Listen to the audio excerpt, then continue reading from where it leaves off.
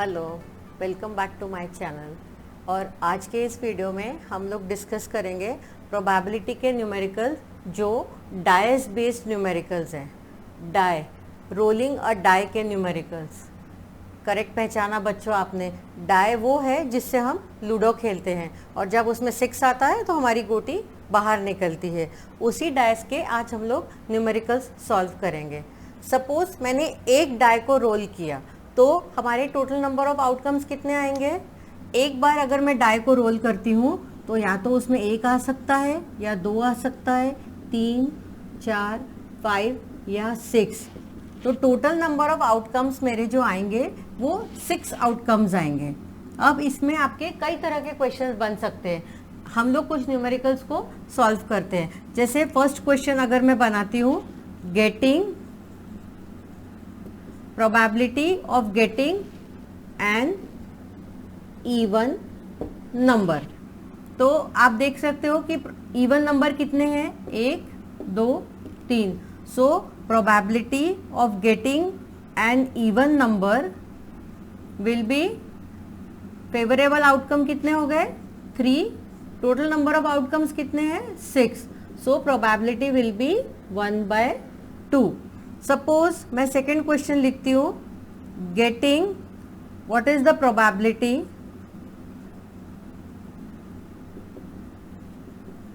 Of getting number more than 3।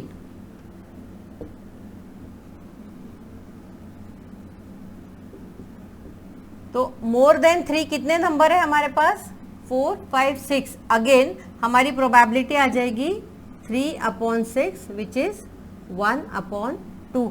ऐसे हम कई क्वेश्चंस बना सकते हैं। एक और क्वेश्चन कर लेते हैं, probability of getting number less than 5। Probability of getting number less than 5। 5 से लेस कितने नंबर है, 1, 2, 3, 4। सो probability will B 4/6 which is 2 2s are 4, 2 3s are 6। So probability will B 2/3। तो सिंगल डाई को जब हम रोल करते हैं तो टोटल नंबर ऑफ आउटकम्स हमारे आते हैं 6। और इस तरह के कोई भी क्वेश्चंस आप बना सकते हो। अब हम डिस्कस करेंगे जब हम 2 डाई को एक साथ रोल करेंगे तब क्या होगा।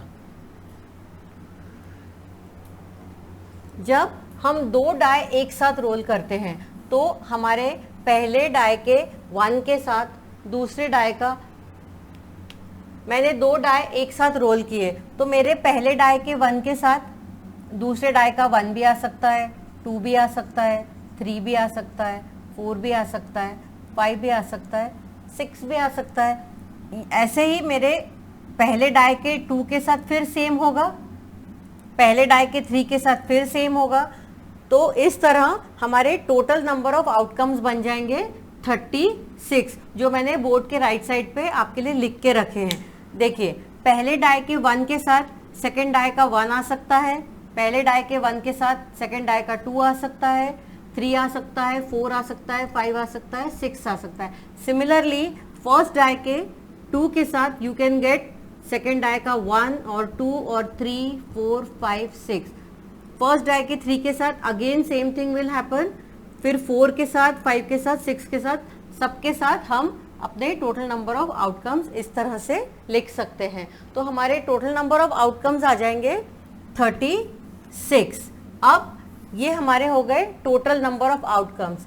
अब एक मैंने बोर्ड पे क्वेश्चन लिखा है जो बोल रहा है, in a simultaneous throw of pair of dice find the probability of getting a doublet. पहला क्वेश्चन है हमारा, हमें probability of getting a doublet निकालनी है। डबलेट मतलब दोनों डाइस पे सेम नंबर आए।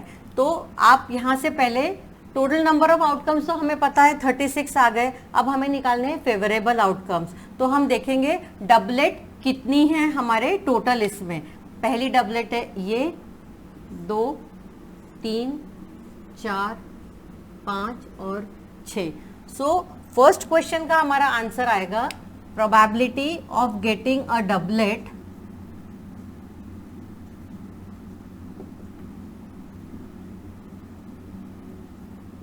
will be number of favorable outcomes are 1, 2, 3, 4, 5 and 6 and total number of outcomes are 36. So your probability will be 1 by 6. Similarly, second question says even number on each die. दोनों die पे आपको even number चाहिए. चलिए अब देखते हैं दोनों die पे इवन नंबर कहाँ कहाँ है. अब फर्स्ट लाइन में तो फर्स्ट नंबर ही ऑड है, तो फर्स्ट लाइन में तो दोनों इवन होने का कोई चांस ही नहीं है, क्योंकि हमें दोनों डाय पे इवन नंबर चाहिए. तो फर्स्ट लाइन, थर्ड लाइन और फिफ्थ लाइन, इसमें तो इवन नंबर आने ही नहीं वाले हैं. So let us concentrate on second line first. आपको दोनों डाय पे इवन नंबर चाहिए. एक, this is second, this is third. अब these are all odd numbers on the first die, तो ये तो पूरा का पूरा कैंसिल हो गया line. Now let us concentrate on fourth line. हमें दोनों डाय पे इवन नंबर चाहिए, even. So this is first एक एंड दिस वन. फिर इस again in the fifth line first number he odd है, तो ये लाइन में भी हमें कुछ फेवरेबल नंबर ऑफ आउटकम्स नहीं मिलेंगे. Now let us concentrate on the sixth line. This is even, this is even and this is even. तो total number of even outcomes कितने आ गए? 1, 2, 3, 4, 5, 6, 7, 8 and 9. So probability will be getting even number on each die will be. Second question का answer क्या आएगा? Probability of even number on each die will be 9 upon 36, which is 1 upon 4. Third question says 5 as sum, मतलब दोनों का सम हमारा 5 होना चाहिए. चलिए देखते हैं दोनों का सम 5 कहाँ कहाँ है. एक, 2 + 3 5, 2, 3 + 2 5, 3, 4 + 1 5, 4. सो 5 एज द सम हमारे पास 1, 2, 3 और 4. इसके बाद तो किसी में भी 5 एज अ सम नहीं है. सो थर्ड क्वेश्चन का आंसर है probability of 5 as sum will be number of favorable outcomes are 1, 2, 3 and 4 and total number of outcome are 36. So probability will be 1 by 9. And the last question says sum more than 7, मतलब दोनों DISE के जो number आए हैं उन दोनों का सम जो है टोटल जो है वो 7 से बड़ा होना चाहिए. चलिए स्टार्ट करते हैं इसके फेवरेबल आउटकम देखना. पहला तो मैक्सिमम ही 7 है, तो फर्स्ट रो में तो कुछ भी हमें पास फेवरेबल आउटकम नहीं है. सेकेंड रो में 2 + 6, एक और कलर यूज करती हूँ मैं.